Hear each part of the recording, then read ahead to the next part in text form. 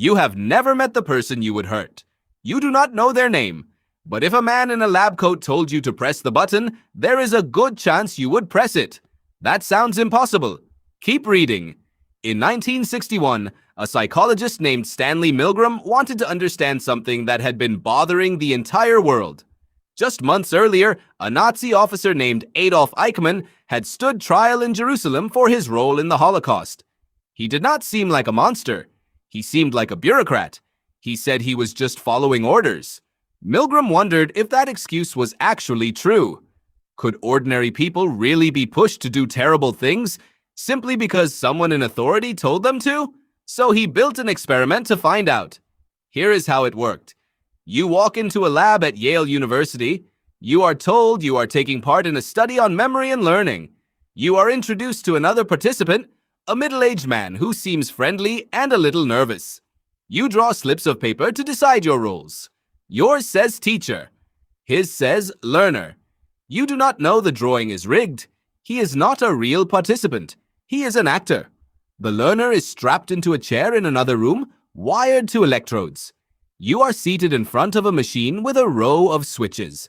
Each switch is labeled with a voltage, starting at 15 and climbing all the way to 450. Underneath the highest switches, someone has written 2 words in plain block letters. Danger, severe shock. Your job is simple.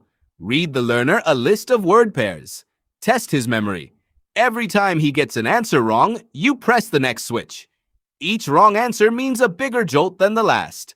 At first it feels harmless. 15 volts, 30 volts. The learner grunts a little, but nothing serious. You keep going, because that is what you were told to do. But as the voltage climbs, something changes. The man on the other side of the wall starts to groan. Then he shouts. Then he pounds on the wall and begs you to stop. Then, past a certain point, he goes completely silent. You turn to the man in the lab coat standing beside you. He does not raise his voice. He does not threaten you. He simply says 4 sentences, calmly, in order. Please continue. The experiment requires that you continue. It is absolutely essential that you continue. You have no other choice. You must go on. Here is the question Milgram was really asking. At what point do you refuse? Most people, when asked to predict the results beforehand, said almost no one would go all the way to 450 volts. Maybe 1 or 2 in 100, a handful of sadists. Psychiatrists surveyed at the time estimated less than 1%.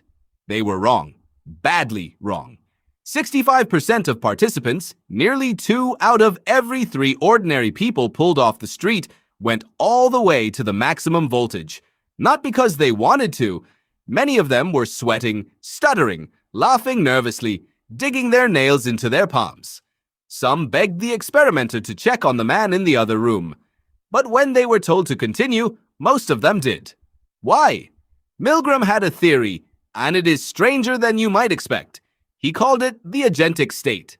When you are told what to do by someone you see as a legitimate authority, something shifts in how your brain processes responsibility. You stop seeing yourself as the author of your actions. You start seeing yourself as an instrument, a hand carrying out someone else's will. The moral weight of the decision quietly transfers from you to them. You are no longer choosing. You are just following. This is not weakness. This is not a personality flaw that only bad people have. This is a switch that sits inside a healthy human brain, wired there by millions of years of living in groups where survival depended on cooperation and hierarchy. Your ancestors who ignored the tribal leader during a hunt did not always live long enough to pass on their genes. The ones who fell into line, who trusted the authority figure, even when their gut screamed otherwise, often did. Milgram was not the only one to find this. In 1966, a researcher named Charles Huffling ran a quieter, more chilling version in a real hospital. Nurses received a phone call from an unfamiliar voice claiming to be a doctor, instructing them to administer a dangerous, clearly mislabeled dose of medication to a patient. It broke several hospital rules at once. Double the maximum safe dosage, an unfamiliar name, an order given over the phone which was against policy. 95% of the nurses started to administer the drug anyway before being stopped by the researchers. Decades later, in 2009, A psychologist named Jerry Berger ran a modified, ethically adjusted version of Milgram's original setup. Different decade, different generation. Same button, same lab coat. The obedience rates barely moved. This is the part that should unsettle you. It is not really about a specific lab or a specific D.